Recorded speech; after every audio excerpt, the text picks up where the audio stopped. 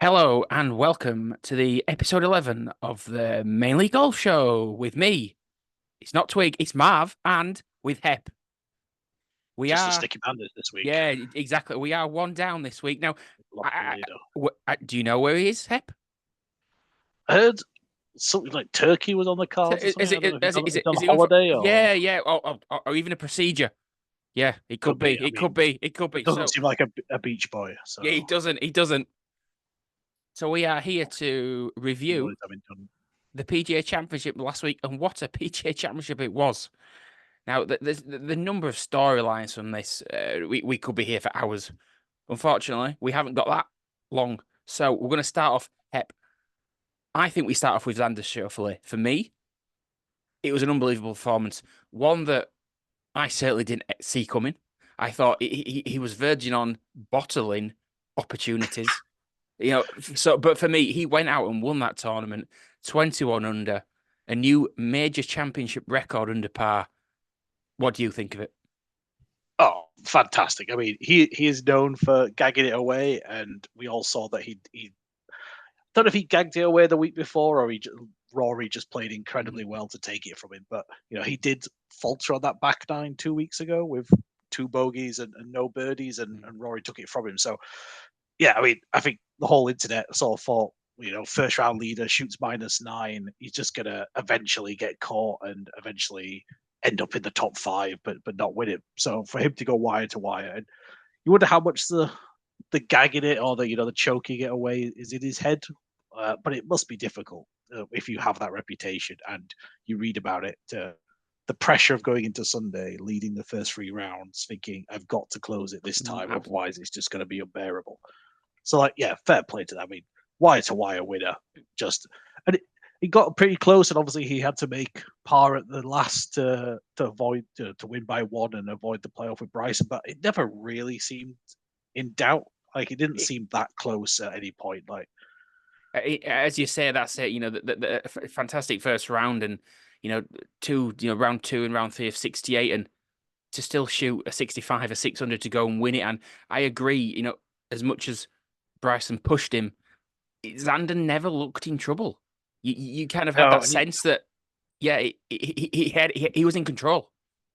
and he made some killer save. I mean, I think it was six. It was a par three, and he had to make a 10, 15 footer for par after he missed the green and then chipped it to the fringe, and then think, oh, this is it. He's gonna drop another shot here, and he just made it. And I think that par save really then pushed him on, and he obviously had that double bogey on 10, I think. To bring it Early in make the it back a little nine, bit is it? Yeah. close, yeah. And then he went birdie after that to bounce back from it. So yeah, just really It's incredible play from Zan. yeah. And it will change the narrative on him. Like he was always, maybe he's on that Lee Westwood sort of best player to win a major 100%. pathway and so many seconds, so many top fives, and now he's got the win. You think, oh, he's got a win and 3 seconds or whatever it is, and 8 top fives in majors. Like, incredible player. You see, I'll be honest. I would have still considered putting him up for, if he hadn't won this week, still for the US Open because I thought his game was probably more towards that. But I think it's surprising how long he is off the tee. To be honest, I always consider him Yeah. quite straight and and never in trouble. But he does hit it out there and get it out there. And we always thought that the PGA, it takes somebody to really bomb it. Because you could, it's such an advantage. So yeah, as you say, fair play to him. It was just an unbelievable victory. Now, the other thing, 21 under is a new record for major championships. I don't know. Valhalla historically does give up low numbers. Yeah. Is it a good major championship course? Really? Is it too easy? Is it set up too easy? Could they rough a little bit harder? Tighter fairways. What are your thoughts? Yeah, because the rough wasn't that unless you went like well off course and then it got quite thick. But yeah, it was clearly, it was. I think we were saying last week it was the third longest course they'd played this year on the PGA. Clearly not long enough, or it doesn't have the defenses that it needed if it does have wind. Um, yeah, I mean, Yeah, it didn't have it. I mean, there wasn't the risk. There wasn't. I don't think more birdies than normal, but there wasn't as many bogeys. Like if you got in trouble, you could save yourself quite easily. There was not that punishment hole, and it didn't have that signature hole. Like even now, I sort of struggle to remember a few more than 3 of the holes, and that's from watching it all week and sort of shot tracker on the map. And there's not anything that really sticks out in your mind that in a month's time you're going to think, oh yeah, that hole at Valhalla is a great one. I want them to play there again next year because yeah. Yeah, what did you think? I mean, 100%. I think it's for me that in a major championship, good golf should be rewarded, but bad golf should be punished. And yes, Xander 21 under, Bryson 20 under, Hovland in third 18. They pulled away from the pack, but if you look down the leaderboard, the pack was 15, 14, 13. That's it. Like if 2 or 3 players have a great week, they could tear any course apart. They can shoot any number, but it's like you say, it's the whole pack being minus 10, minus 50. Was it 150 shots better than like any previous major, or maybe PGA, but the whole I did wonder if potentially the conditions, the weather. I don't think it was maybe as bad as, but I did wonder with the length of the course whether it might not be as low. But I got that completely wrong, and Xander just absolutely smashed it. Now I think Sky, on early on Thursday when Rich Beam, obviously he was playing as one of the Sky commentators, and he said the winning score was going to be minus 13 to 20, and they're all laughing at him, going, "What's he talking about minus 30? He's got no chance of being that high." Well, you got to listen to these people if they're playing the course. I mean, everyone expected a minus 7, minus 10 winner. Yeah, Beam on Thursday was calling, no, it's going to be high teens, and it was. Well, he was wrong. It was too low on it. But that's it. You see, if you gave Bryson DeChambeau 20 under par with a closing round, fourth round of 64. How does he not win?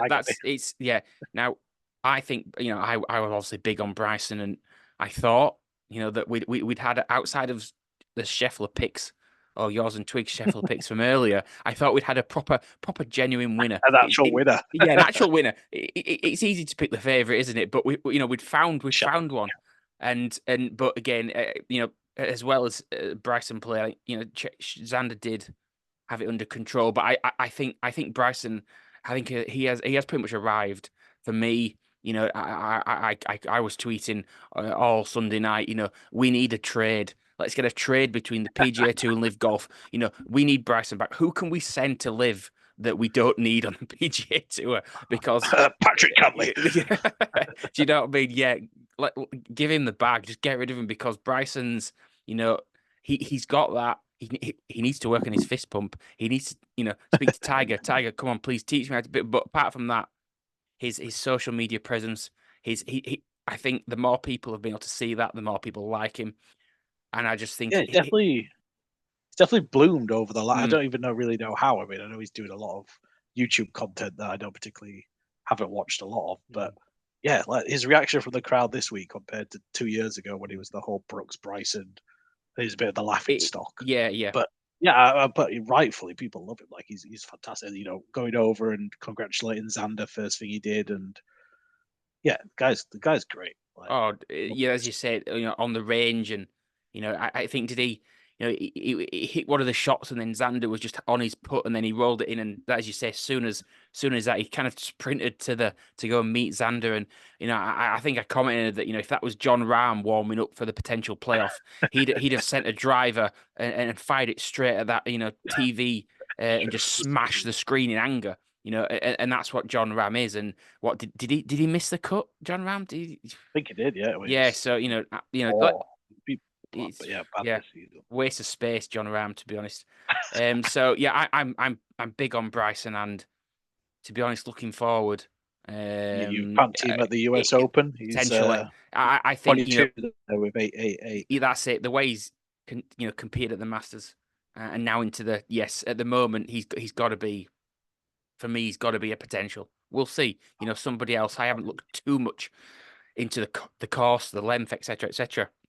If we know Bryson's got the power, but might the course need a little bit more cuteness, a little bit more accuracy, but we'll see. But I'm full on Bryson bandwagon. He probably he could really be my favorite active golfer now. Tiger Woods is Tiger Woods.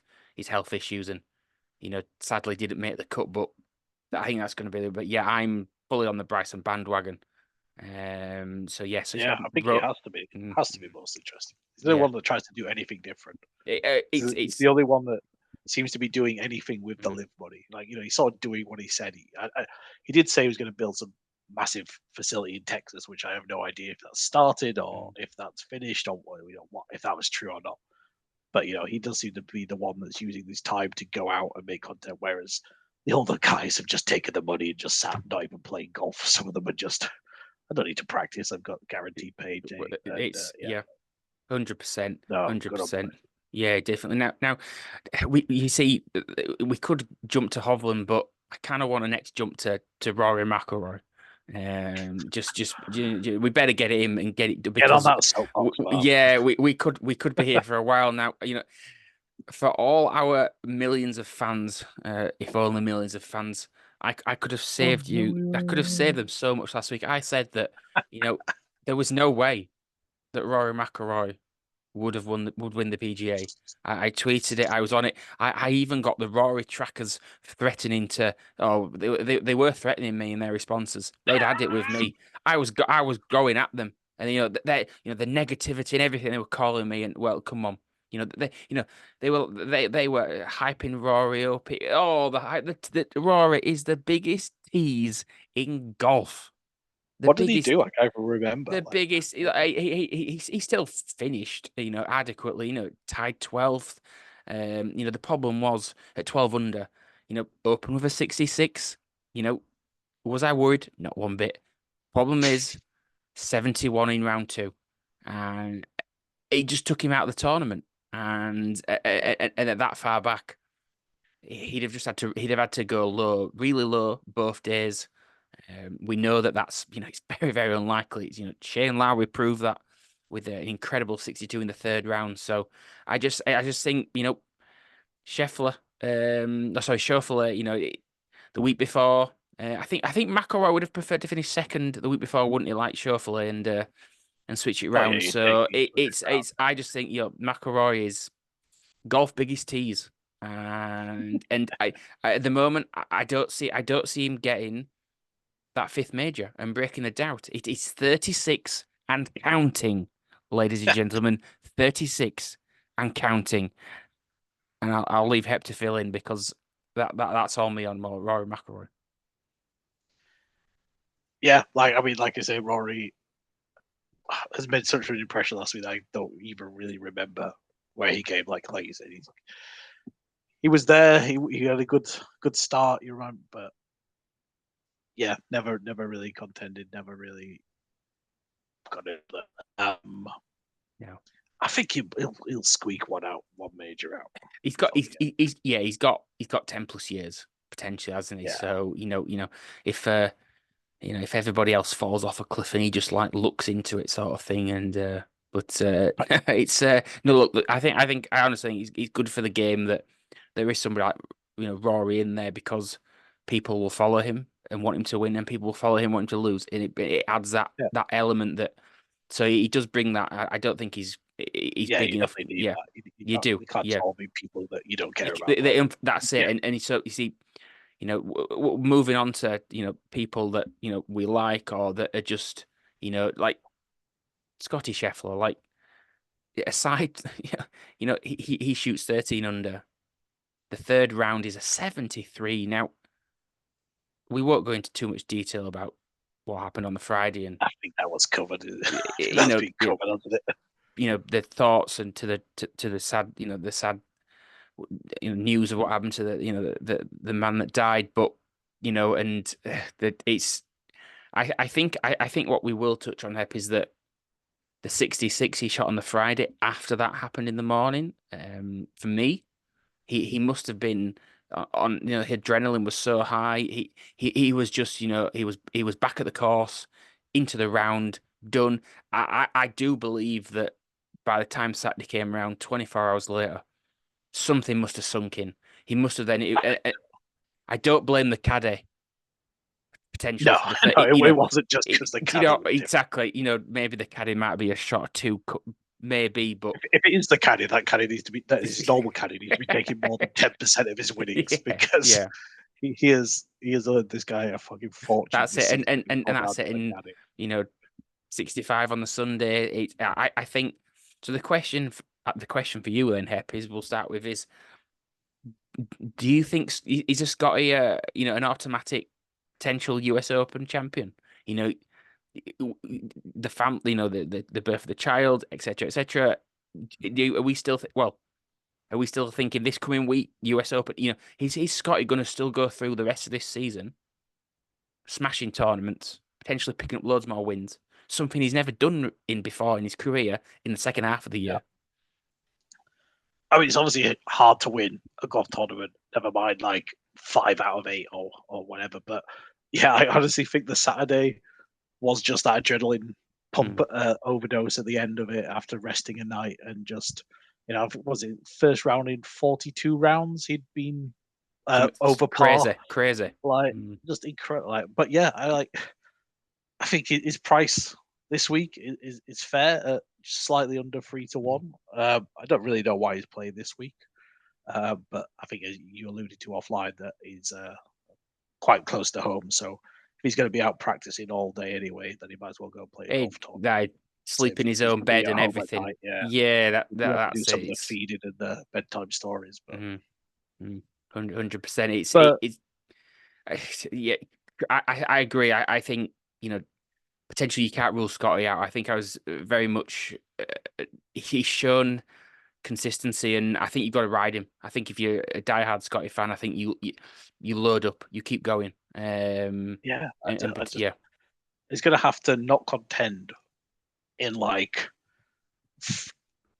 2 of the next 4 to even have any doubt that like he's just going to be there on Sunday. Like he's just, and you think that 4-1 for the US Open, is he going to win it 1 in 5 times? Probably. you know, like it's obviously really low pricing, but I think it's fair. It's a consideration that is your one bet for the week, just lump on Scotty and nothing else, or do you try and go against him? But yeah, so I mean, I was joking with people at work on that the day he got arrested. Just I'll be back. He'll shoot a -6. You think he can't go, and then he goes shoots a -5. Like 50 minutes warm up, all of that going on in his head. Like, honestly, I was sat at work in the office, office working day on Friday, and I thought, what was it, midday, roughly our time, I think, or maybe even an hour before. I thought, just see what, and what. Oh, it was honestly, it must be the craziest thing. One of the craziest things. Nothing else comes to mind at the moment, but potentially one of the craziest things I've ever seen. Not just in golf, in sports, in the whole events, and did it's DJ fall down the stairs or something? Yeah, The night slips. before a major. He might have been the world number one favorite. Yeah, You but not 4-1. Not bringing into the tournament what Scotty had done, and as you say, I think I don't know if he broke something, or he twisted something, and yeah, he had to pull out of the Masters. I can't remember which year it was, but it's good knowledge. I'd completely forgotten. You see, he won the 2016 US Open. I think he did Dustin, and it was before that. I think he was majorless at the time. So you could be going back, 9 years or so. But you see, if we look back down the leaderboard, a couple of others to mention that, Victor Hovland, where did that form come from? Well, he's got his old coach back, hasn't he? It's all that shit he's been out the window. Right, Victor, forget all that. Come back to what you were doing 6 months. Oh, okay, coach. But, yeah, I think he's fixed. I think he's 2 in a row. Is it that quick? He's just like. Well, I think the one before he gained strokes on approach again. It's like his irons seem, two tawny sample is never Mm. massive. But yeah, and I really like him at the US Open because from what I've heard, like there's not a lot of you don't have to scramble from around the greens. You can putt from off the green, and that's by far and away his biggest weakness. So if he can mitigate that and doesn't have to chip, and he can just putt from off the green, then he's already come down his 20s by the time the PGA finished. He's already like 18, 16s across the board now. But yeah, it's as you say. I think they said on the commentators that had he tried to change his game to I think he's genuinely sort of a left to right slight fade. Had he tried to change his game to be to be able to hit more of a slight draw, and it potentially wasn't working, and that's it. It's go back to what go back to what's. But I am surprised that it was that quick. yeah, To be honest, and maybe it's crazy, isn't it? Like you're that good. You literally like won the FedEx Cup, won the Ryder Cup, top 4-5 player in the world, and he's like, yeah, I need to make an improvement, and you can't just rest on your laurels. You just have to try and keep improving. It's so many golfers over the crazy. years.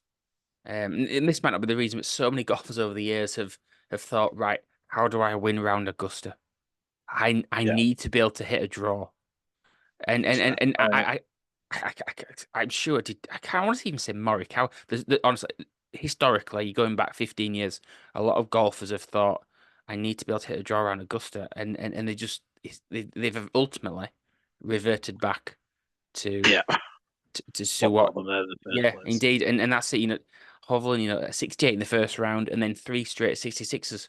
And at one point, I think he led at one point on the back nine, well into the back nine on Sunday. I think he was one shot clear. I think it might have been after that double. Yeah, Yeah, I think it was around. I can't remember. It was I want to say the drivable par four, but the short par four where they hit a nine off the tee. 13. Yeah, Yeah, and because I think Bryson, I don't know if he thought he'd taken the wrong club because he nearly hit it further than the fairway. I think at that time because Bryson was a couple back, I was thinking, come on, Bryson, rip a 3-wood or something and try and put it on the green. But yeah, that's it. To be back in contention, Hovland with there, I just say it's he and Bryson potentially the two that I'm at the moment. Yeah, for US Open. yeah, I Yeah, think so. yeah, The funds. potentially. Now, Colin, what do we say about Colin Morikawa? I mean, how many times do you have to put yourself in a position, Colin? And He has won 2 majors, to be fair, in like I'm being a bit too 16 he's critical. played.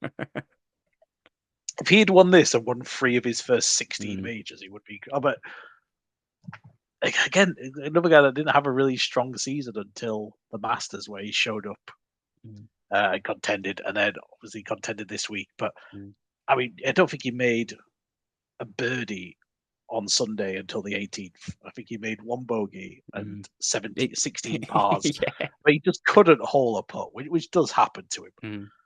But yeah, like he just didn't click for him on Sunday's challenge. I hear. Does it sound like you're giving him the benefit of the doubt a little bit?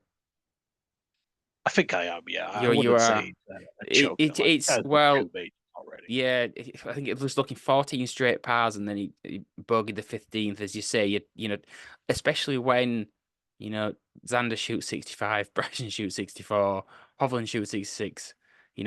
71s, and he's finished 6 behind. So there was no way he was gonna win it without hole inputs, wasn't it? He had to be. He had to Yeah, be knocking a few in. Now, the only statistic out there is that I think in the last 5 or 6 PGA Tour rounds, I'm not sure if that goes as far back as the Masters, but it could.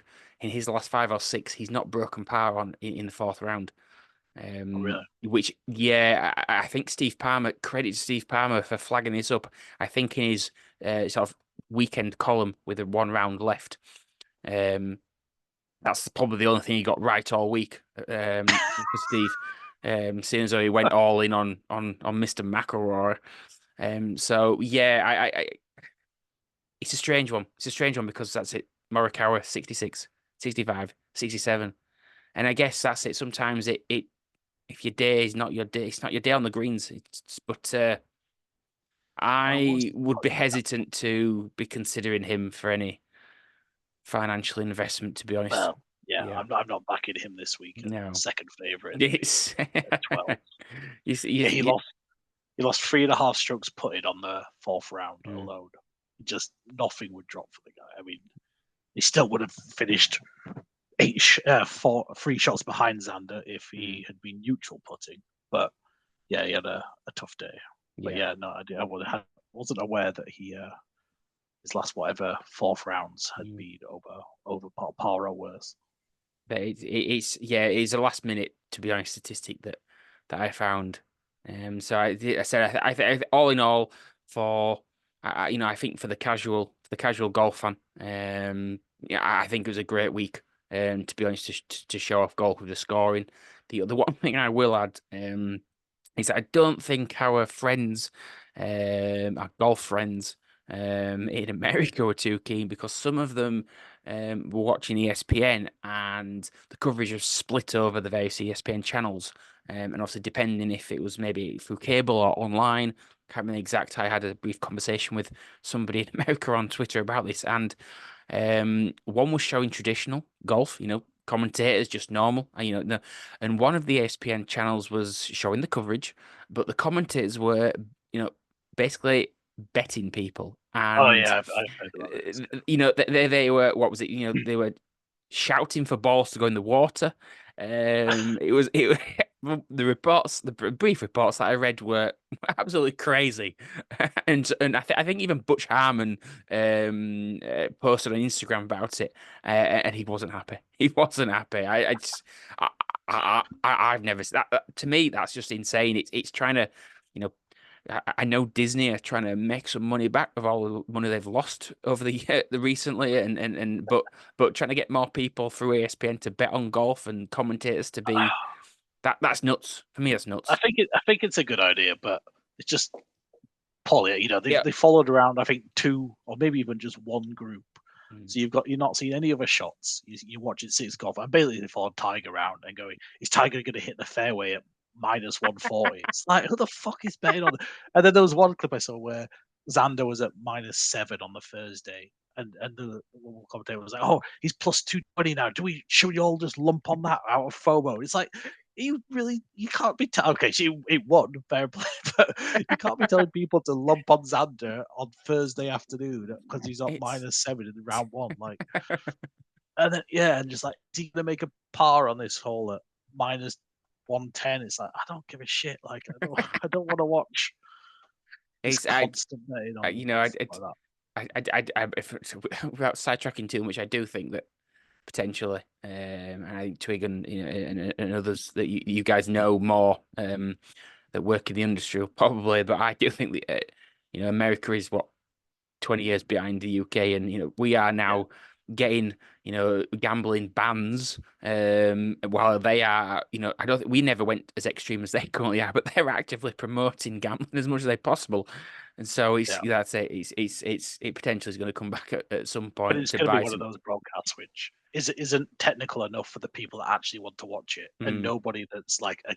casual gambler or mm, maybe even doesn't gamble is not going to watch it. mm, And so the people who are watching are going to be gambling hardos, but they're going to dumb it down too much to mm. try and appeal to the everyday It's golf fan who's just not going to watch it. And anyway, it's yeah, yeah, yeah, boardroom yeah. nonsense. Just It's I don't know if there's anybody else that you wanted to mention from the PGA. My only thought is the gala. To be honest, I was after his performance, I think the week before where he shot, was it 65 to 82 in the PGA Tour tournament the week before. He had a reasonable round. He was well in there until and then just blew up in the final round with a 73. the man's And very yeah. volatile, though. I mean, that's the sort Mm. of give and the take. But was he the only person over par? Yeah, nobody above him on the leaderboard and below him for quite a way was over par Yeah. on that Sunday, and he was +2. So Mm. yeah, I mean, I wouldn't hate backing him for the Open, the US Open again. Mm. But yeah, just a bad Sunday. Yeah. Don't I don't think there's. A few, I think a few, you know, well, I suppose Brooks again, if you look down, as far as Brooks had three solid rounds of 67, a 68, a 66, however, Saturday he had a 74. That was a bit of a shocker. I suppose Yeah, even if he shoots 67, 66 in that, he's not winning anyway, but um I suppose that was probably a bit of a surprise that he just blew up. yeah. And yeah. Shout out to my Burmester over Adam Scott pick, the only winning bet that I made at the PGA, but that was over by like Mm. Friday morning. So yeah, Oh that yeah, was all. 69 and 65. Yeah, absolutely crushed that. Goodbye, Mr. Scott. Mm. But So that's it. So the upcoming tournament this week, as we briefly touched on, that Scottie Schwab. Scheffler in the field is the Charles Schwab Challenge. Don't think I've pronounced that right. At Colonial Country Club in Fort Worth, Texas, which we believe is potentially about 30 minutes from Dallas, Texas, where Scotty lives. So it could be a reason why he plays this tournament, and he has in the last 3 years. Um, Looking down the list, there is a few, other big names. There's Colin Morikawa, Jordan Spieth, Max Homa, Tony Finau, and then you start to get to the bigger price golfers. Now, you know, this week for me, I don't see a flash golfer winning it. We went on the PGA that a big name would win, and I think we were pretty much proved right, to be honest, with the way that finished. But I'm looking towards some more of like a steady golfer this week at a reasonable price. And I'll throw in my first pick. I'm going to go with Billy Horschel. He's currently 50-1. Now, he recently won on the PGA Tour. I think it was potentially when there was sort of the alternate event, when there was Yeah, a signature tour, a signature event a few weeks ago. And I think he had a really good finish at the PGA. So, he was a tied eighth. I think, I said, I'm looking more for someone at a price this week. So my first pick is Billy Horschel. I like it. 51's decent price, as you said. Winner just 4 weeks ago, and then a T8 last week. Yeah, this course is it's a back to an iron player's course. It's not, you don't need distance off the tee. You need to be strong with your irons. And so yeah, it's either go Scheffler or it's go for. I don't think Colin, Homer, Spieth are worth the short odds Mm. between 12 and 22s that you can get on those three as second to fourth favorites. So I think, yeah, it's either Scheffler or it's somebody in this 35 to 75 region that's a really good ball striker. And yeah, Billy Ho he's up there this year, just pulling up his approach stats. Well, I'll tell you what. I'll Hmm. jump in with my second pick if you're just. I'm going to throw it. I said Yep, you go. Austin Eckler was one of the three that I was trying to narrow down to two. I'm going to dodge him, and the other golf I'm going to go with, that seems to have found some form, is Justin Rose. I think he won sort of for the first time in quite a few years back in 2023. I think it was his first win potential for 4 years then, he's had a amazing for his, the tied six at the PGA. Now, it's a bit of a come on, Justin, you've won this, you've won numerous times before, you've still got it. Have you still got it? I think you potentially have. Can you sneak out another win? So I'm sticking with him instead of sort of the younger Austin Eckler, who's the upcoming. So I'm going to throw in Justin Rose, and again, he is at a price at 50-1. He could absolutely blow up, and last week could have been a one-off. But I'm willing to trust that he's still got a little bit of magic in him. Yeah, I like it. Yeah, he definitely. I think he had a really bad putting week the week before last. I remember definitely seeing him on the greens with some strained faces, and the ball just kept missing. But pulled it back last week with a nice finish, Mhm. as you say. So yeah, definitely. So It's the type of course that Rose can contend with now. Now he's getting a bit older. You don't need to be hitting it 350 off the tee. And his skill and his wile can keep him in it. I should just add that, yeah, they're the same price, so I'll just straightforward 2.5 each way on both of them, and that completes my 10 points. So my first one, I mean, if it's approach, and I'm not going to go with Scheffler. I'm going to stay away from Scheffler for this and try and hit a bigger winner to claw back these 100 points in the hole that we probably both are. Hey, Bryson's place must have paid something. Something, yeah, a few measly points back. So yeah, if it's approach and you don't need this off the green, I'm going back to Tom Hoge. I'm doing it 50-1 for the second best iron player on tour this year. Segue from Hoge. Marv, thank you very much for the Cheetos and Nobby's bastard nuts from our Mitchell versus Hoge bet. It's raining over here. Hey, yeah, don't ever say that I don't pay up. I'm not. I am a word. Beautiful. I am a man of my Amazon word.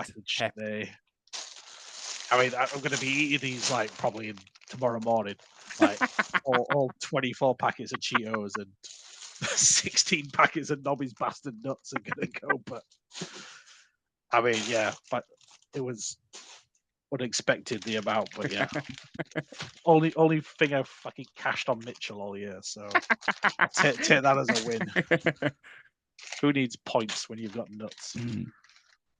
But yeah, anyway, back to so Hoge and Hoge, and then I'm gonna go down.